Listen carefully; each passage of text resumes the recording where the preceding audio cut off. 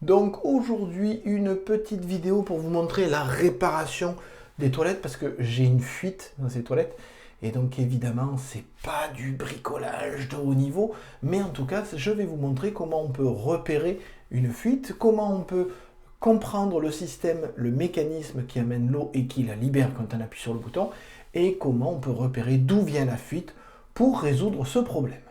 Si jamais vous appréciez ces vidéos, même si ce sont des petits bricolages comme celui d'aujourd'hui, n'hésitez pas à vous abonner, à liker, à mettre la cloche pour revenir si jamais j'en fais d'autres. C'est pas tout ça, mais même si c'est simple, il faut quand même être bien au clair sur les étapes que je vais vous montrer tout de suite après le générique.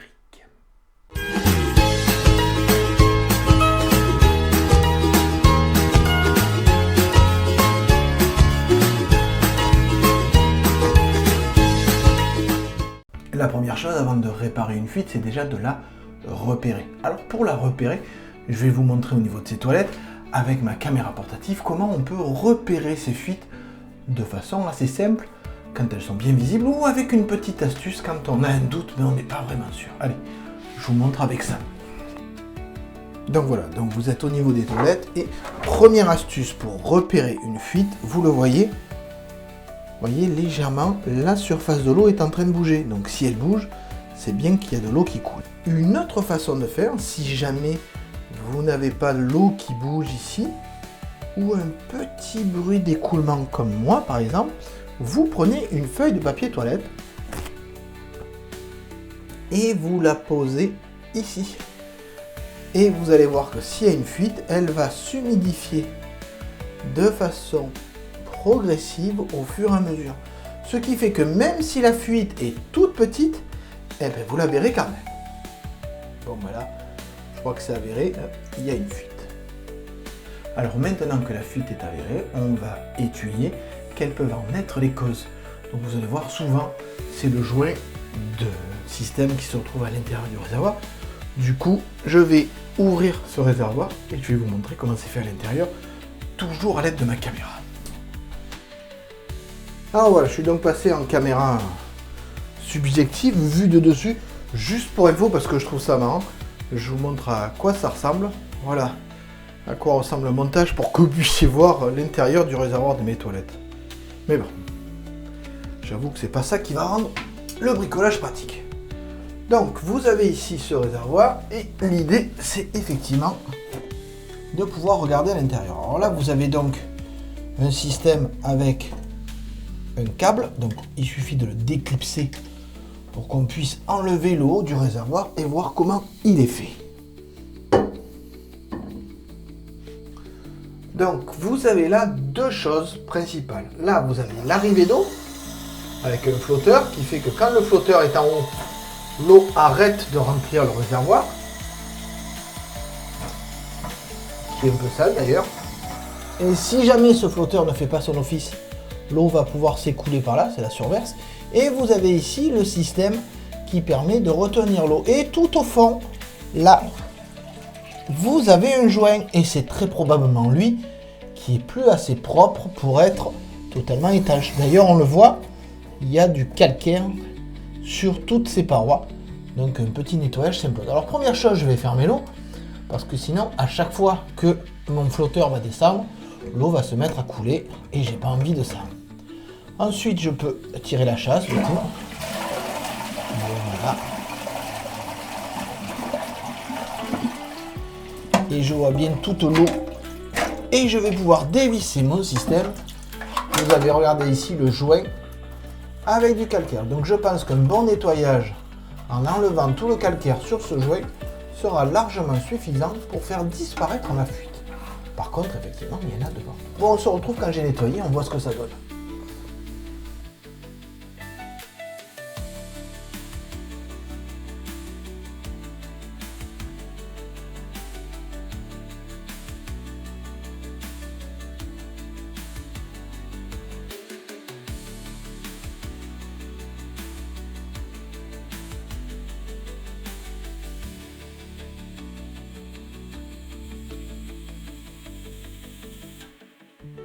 Du coup, ça y est, mon joint est propre, on le voit ici, d'accord? On l'écoute aussi. Voilà, il a retrouvé sa souplesse qu'il avait perdue à cause du calcaire. Il me reste à refixer ce système-là. Vous le voyez, ce qui est assez simple. Hein. Il est juste vissé et clipsé. Je pourrais en profiter pour un peu faire partir toutes les saletés qui sont là. Voilà. Et pour faire sauter le calcaire qui est là aussi. On rouvre l'eau.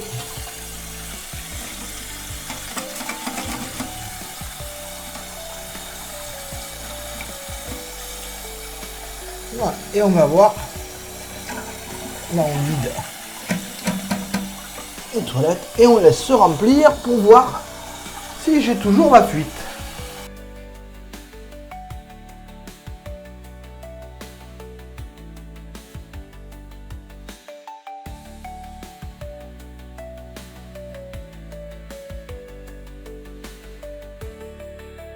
Justement, voilà ce qui se passe, vous voyez, quand le bloqueur fait pas son office.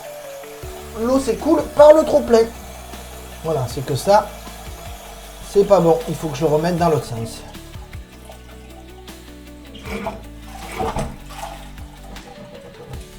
Voilà, on va voir. Mais du coup, je peux pas le laisser comme ça. Ça veut dire que lui, il est dans l'autre sens. Ah, je me suis trompé.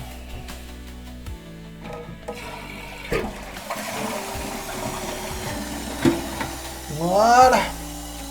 Alors j'ai été obligé de le remonter dans l'autre sens parce que ce fil frottait contre le flotteur et le flotteur n'arrivait pas à s'arrêter. Donc on recommence à remplir, même si justement j'ai fait attention de ne pas tout vider.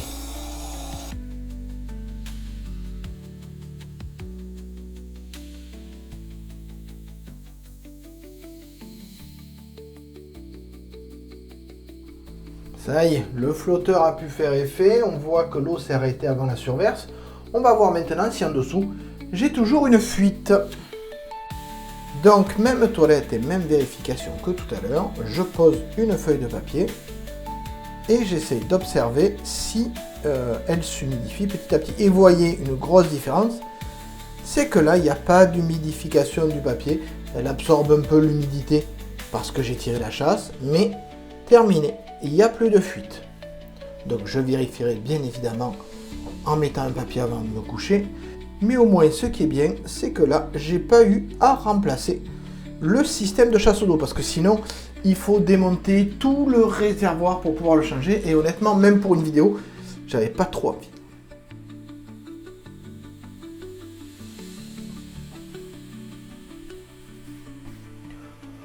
Donc vous le voyez en conclusion, une petite vidéo fait maison et fait sans passion, fait par obligation. Oui, parce qu'on ne peut pas laisser une fuite comme ça. Imaginez que vous perdiez 1 litre d'eau par jour, ça va vous faire des centaines de litres, voire des dizaines ou des centaines de mètres cubes à la fin de l'année. Donc ça peut vite chiffrer ou vous faire changer de tranche de tarification suivant votre fournisseur d'eau potable.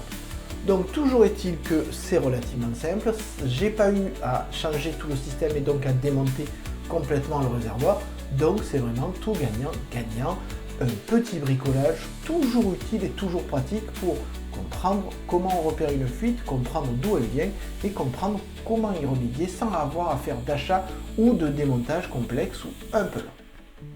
Si vous avez apprécié ce type de vidéo ou les autres, n'hésitez pas à regarder la chaîne. Je vous conseille vivement de vous abonner, nous sommes de plus en plus nombreux et merci à ceux qui me suivent régulièrement sur mes différentes facéties de bricolage.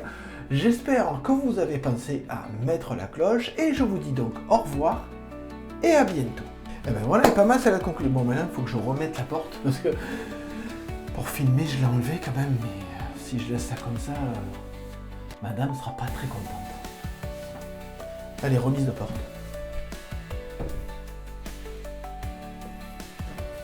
Bon, j'espère que je vais pas trop galérer.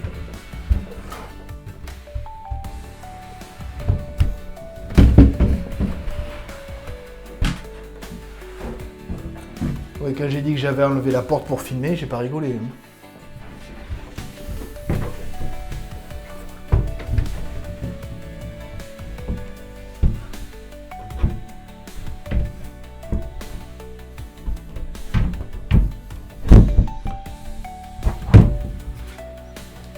Voilà, ça y est, j'ai vraiment terminé. Pour information, si vous faites le même type de réparation chez vous, vous n'êtes évidemment pas obligé d'enlever la porte. Pensez-y, c'est mieux.